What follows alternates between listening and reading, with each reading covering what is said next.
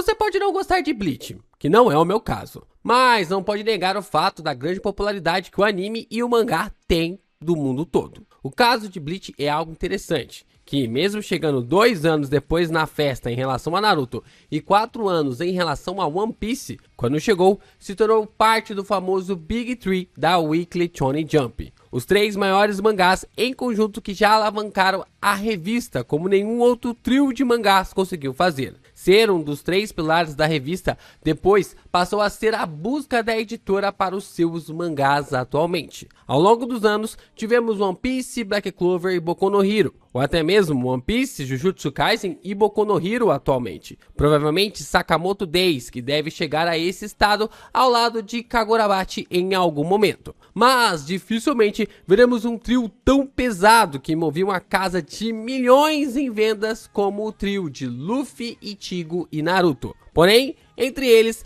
Bleach foi o que mais sofreu em relação ao seu final. Desde a doença do autor na reta final, ali na sua finalização, ou até mesmo pelo tratamento quase descartável que teve pela revista. Kubo, se não me falha a memória, havia rompido o tendão do ombro e nem sequer havia percebido. A dor de ser mangaka era tão grande comumente que a dor de ter rompido um tendão do ombro era algo aceitável. O autor definitivamente chegou moído para a reta final da sua história, na qual nem mesmo seu corpo aguentava mais continuar. A questão é que isso fez com que a história do mangá acabasse com milhares de perguntas em 2016. Mas então vieram as Light Novels, respondendo algumas das questões em aberto, e os fãs começaram a receber mais desenvolvimentos sobre alguns personagens que não tiveram tanto tempo de tela assim. E agora, com a chegada da temporada final do anime, com o título de Supervisor Geral, Kubo mostra mais desenvolvimento de muitas coisas que ficaram em aberto no mangá e começaram a ter mais respostas satisfatórias. Essa segunda temporada de Bleach Thousand Year Blood War tem feito eu me encantar ainda mais por essa saga, em todos os detalhes que o autor esteve guardando por todo esse tempo, mas que não pôde acrescentar na sua história original. O que me faz levantar a seguinte questão: se o universo de Bleach é algo tão incrível e fantástico, será que o caminho de Tite Kubo deveria ser mesmo o de um mangaka? Yo Geeks, aqui é o LP e você está no canal do Geek Brasil. Fiquem ligados, pois esse vídeo contém spoilers do mangá e das light novels de Bleach. Antes de comentarmos sobre esse assunto, gostaria de recomendar a leitura de Que Haja Luz, a light novel do Geek Brasil. Lá passamos algumas referências e homenagens ao mangá de Tite Kubo, e ela está disponível gratuitamente para vocês no Tapas. Portanto, clique no link da descrição depois que o vídeo acabar e comece a ler a light novel agora. Vamos lá, vamos seguir assim com o assunto do porquê que eu acho que o Kubo não nasceu para ser um mangaka.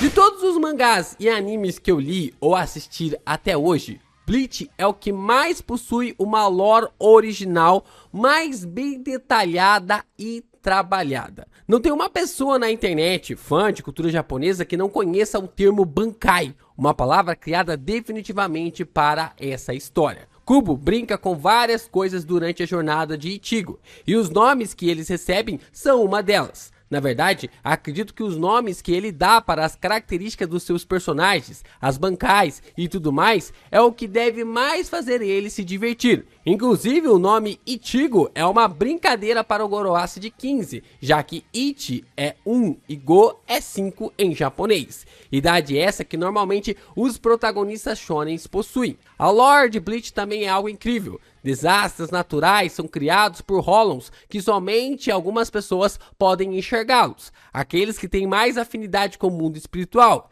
e esses seres são combatidos por Shinigamis, algumas pessoas que viveram no mundo humano, mas que chegaram a um posto elevado como guerreiros na sociedade das almas. O desenvolvimento de Bleach, desde o seu começo, era sólido e totalmente inédito. Um sistema de poder que pegava aquilo que os japoneses tinham como arma principal, espadas, envolvendo suas lendas, yokais, e eleva tudo isso à 10ª potência. E até mesmo mangás que foram tremendamente um sucesso, posteriormente foram inspirados pelo trabalho realizado pelo mestre Kubo. Tabata de Black Clover já deixou bem claro que uma de suas inspirações é o mangá de Bleach. Até mesmo Gege Akutami de Jujutsu Kaisen, que já deu uma entrevista ao lado do Kubo, tem várias referências na história daquilo que foi colocado em Bleach, como as cortinas com os Bakudous e seus encantamentos e as maldições em referência aos Hollows. Mas é inegável que Kubo sofreu uma grande derrota na reta final do seu mangá, o que não lhe deu tempo para desenvolver o que ele tanto queria. Isso tem dois grandes motivos. O primeiro é que Kubo estava muito doente na época. Pensa comigo, ele sentia dores por todo o seu corpo, dores tão constantes e tão fortes que fizeram ele ignorar a dor de um tendão que havia sido rompido. A construção de um mundo na qual ele amava levou ele a sentir uma dor abismal que para o Kubo era apenas algo corriqueiro. Mas o segundo ponto acaba sendo ainda mais devastador. Bleach, em sua reta final, teve o seu mangá morrendo de uma forma agonizante. Lembra até hoje que em seus últimos capítulos, a maioria deles foram ranqueados na Toki em último lugar. Para quem não sabe, o Toki, Table of Contents, é a forma métrica de como a Weekly Shonen Jump elege seus mangás mais populares. Se o mangá vai bem, recebe primeiras posições, capa e página colorida. Se o mangá vai mal, vai sendo mandado cada vez mais para trás da revista, até que finalmente seja cancelado. Há mangás que, quando são lançados, nunca saem da parte de trás da revista, e há outros que começam explodindo, mas ao longo dos anos vão despencando. O caso de Bleach foi bem pior. Sua última saga não foi muito bem recebida pelo público japonês em sua metade. A saga até que começou bem e se manteve vendendo de uma forma excelente até o volume 59, quando se tinha 900 mil cópias sendo vendidas na primeira semana de lançamento. O problema foi quando Kubo revelou que a mãe do Ichigo era uma Quincy. A quantidade de vendas do mangá desabou para 240 mil cópias no volume 60, e o volume 61 teve a pior primeira semana de estreia de um volume de Bleach. E daí por diante, a história começou a passar por um inferno na revista. Então, vira e mexe, o mangá aparecia na última posição da Toki. Não sei se era por pressão editorial, não sei se era por perseguição ao Kubo, mas comparado à quantidade de volumes que alguns mangás que se vende atualmente, Bleach não merecia, mas nem de longe, esse tratamento na editora. E é claro, quanto pior um produto recebe um tratamento, menos ele vai render. Some-se a um Kubo doente, um departamento editorial irresponsável e um assunto tremendamente delicado que foi a revelação de Masaki Kurosaki como Quincy, você tem a receita do fracasso em mãos. Bleach só vai se recuperar pela quantidade de vendas que tinha no volume 59 no penúltimo volume, o 073. Mas aí já era tarde demais em relação ao departamento editorial. O estrago já estava feito. Só que tem um porém, que eu acho a graça da situação. Quanto mais Bleach era empurrado para o fim da revista, mais seus volumes passavam a vender. Não estava vendendo o mesmo que vendia no 59, mas havia voltado a crescer. No volume 65 já havia dobrado a quantidade de volumes que o 60 havia vendido, e sendo uma crescente na soma dos mangás vendidos, o que mostrava que aquilo que o Kubo estava fazendo estava voltando a agradar os fãs. Mas, como eu disse, o estrago editorial já estava feito e o mangá seria finalizado o mais rápido possível em uma luta totalmente corrida entre Ichigo, Ishida e Aizen versus Yhwach.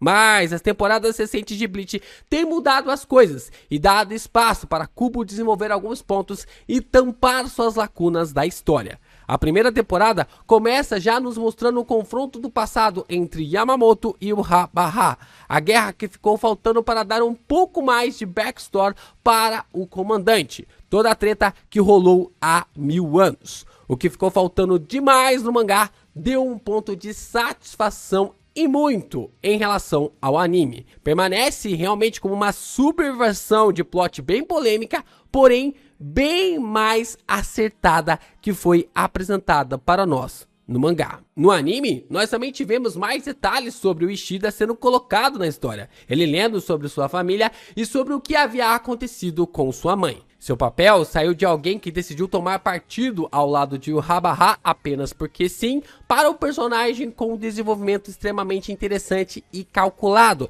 contra as ações do Rei dos Quincy's, quando soube que o Yhwach havia feito com sua mãe. Inclusive, espere até mesmo um grande desenvolvimento do Ishida na próxima temporada, para se livrar da Bankai da Senjumaru, o que pode até mesmo acarretar em um combate futuro muito melhor entre o personagem Ichigo e Aizen versus Yhwach na reta final. Então, temos a conexão do Ichigo com o Rei das Almas sendo abordada no anime de uma forma muito melhor do que no mangá. No episódio 2 da segunda temporada de Bleach, Thousand Year Blood War, vemos algo novo acontecendo com o protagonista. Ele passa por um treinamento em uma dimensão oculta, projetado para testar a aptidão e resistência de potenciais candidatos ao Rei das Almas, chamado de Irazu Sando, o caminho do santuário inacessível.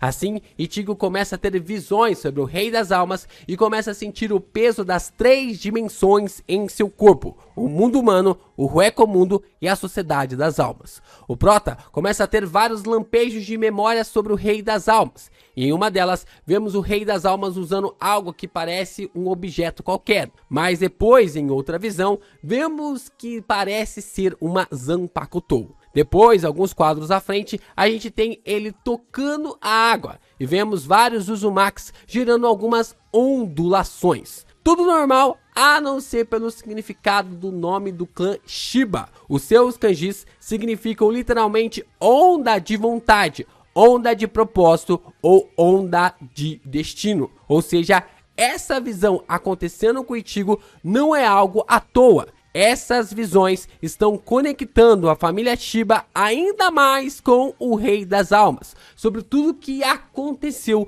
no passado entre a família Shiba e também a criação dos mundos e com o Rei das Almas. Ichigo passa a ter outras visões que parecem dar a entender que essas ondulações geraram todos os mundos. Temos 4 Uzumakis para 3 dimensões. Kubo, será? Já estaria trabalhando o inferno desde aqui? O que poderia ser o caminho perfeito para que o Kubo apresentasse para nós em uma possível saga os 5 seres poderosos no inferno. Seres esses que foram responsáveis pela criação do mundo como conhecemos hoje em Bleach, usando os poderes do Rei das Almas. Isso é comentado na light novel Não Posso Temer Seu Próprio Mundo. Isso se tornaria o ponto crucial para compreendermos a criação de Ichigo, demonstrando que não é à toa que ele incorpora todas as raças. A jornada de Kurosaki visa moldá-lo para que possa assumir, ou para que pudesse assumir, o papel de um novo Rei das Almas. E nós ainda temos o flashback de Ichibi versus Yhwach, que conecta os lampejos de memórias que o Ichigo teve acesso no Irazu Sando. O corpo do Rei das Almas é desmembrado pela falta de confiança dos 5 seres poderosos e selado para impedir qualquer revolta que pudesse ocorrer. Pelo que parece, o Rei das Almas foi traído por esses 5 seres poderosos, mas decidiu não reagir porque, pelo que dá a entender, ele sempre viu o futuro e sabia exatamente como as coisas deveriam acontecer, inclusive guiando o Ichigo para a jornada que deveria trilhar. Só que o que é colocado é que nesse processo de desmembração, Ichibi parece ter participado disso também. Assim que as memórias são vistas, Ichibi surge segurando o Rei das Almas todo desmembrado, sem as pernas e os braços. Na light novel Não Posso Temer Seu Próprio Mundo, é explicado que o Shinigami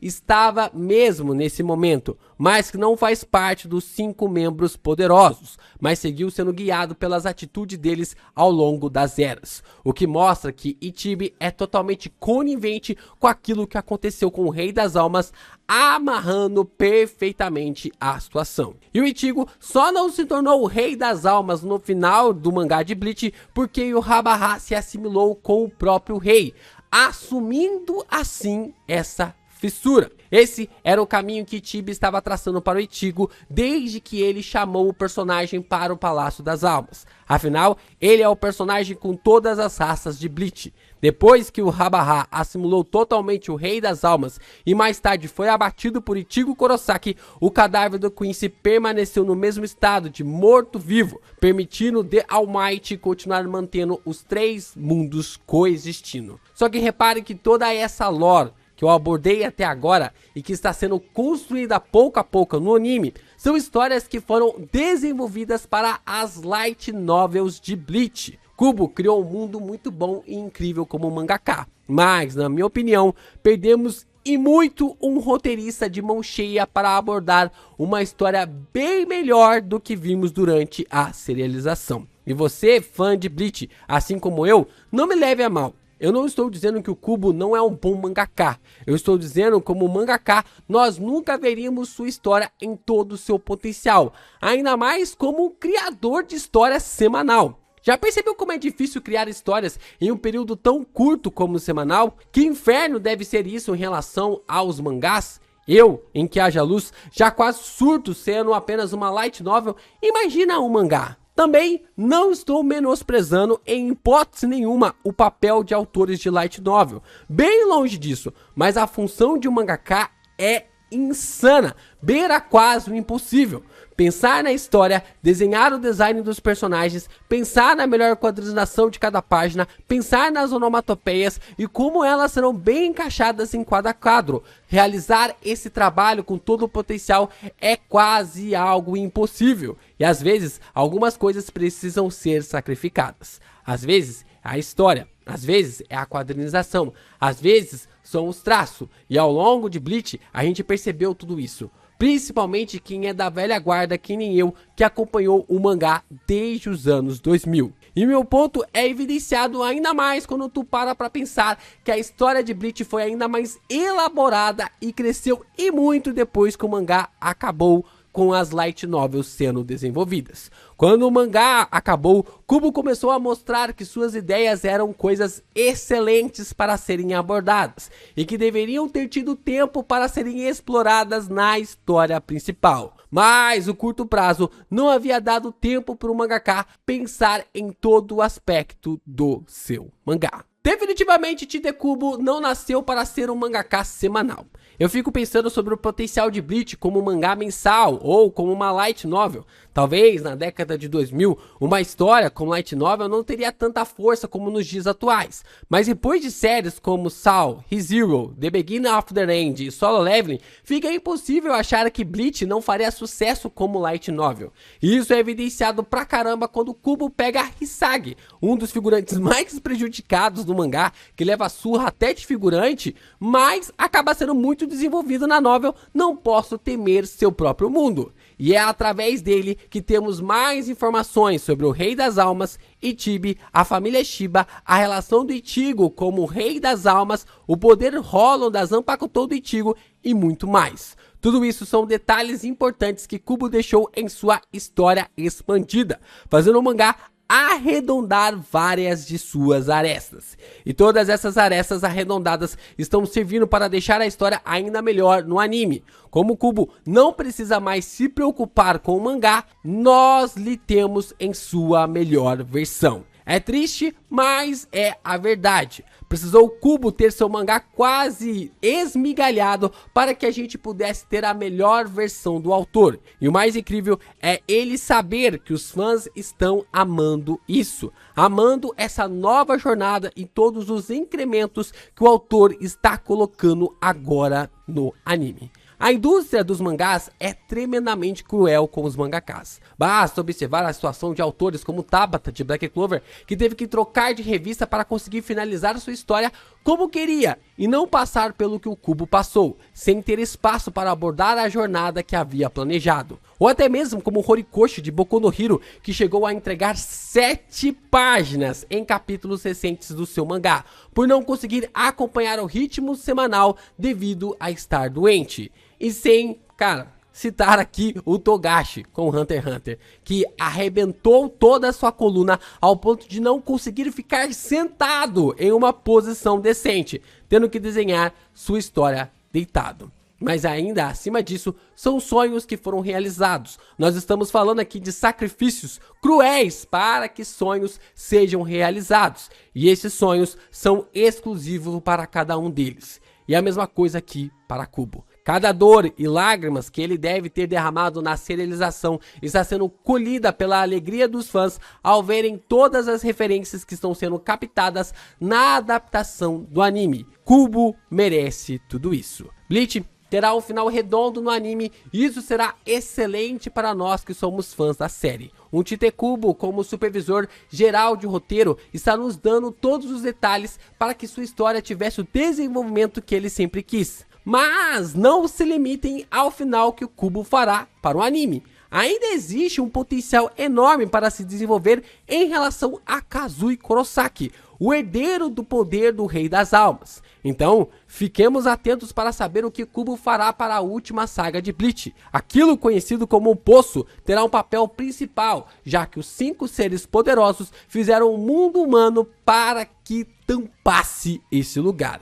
Eles, os fundadores das famílias nobres da Sociedade das Almas, tinham seus próprios objetivos. Tsunade Yashiro queria controlar os poderes divinos do Rei das Almas. Um ancestral diferente de um dos clãs que nunca foi revelado queria criar uma tampa para cobrir esse poço. Kotiki queria criar a ordem, Shihoin queria avançar neste mundo estagnado e finalmente Shiba, o antecessor, o ancestral de Kurosaki Ichigo, queria criar um mundo onde Hollows pudessem viver sozinhos e em paz. Agora, mais uma vez, um Shiba, Kazui Kurosaki, está no meio de toda essa confusão, com acesso total ao poço. E ele, que estava sendo tampado pela terra, começa a abrir suas lacunas. Algo que até mesmo um dos 5 seres poderosos da nobreza da Zoro Society queria manter selado para sempre. O inferno está chegando.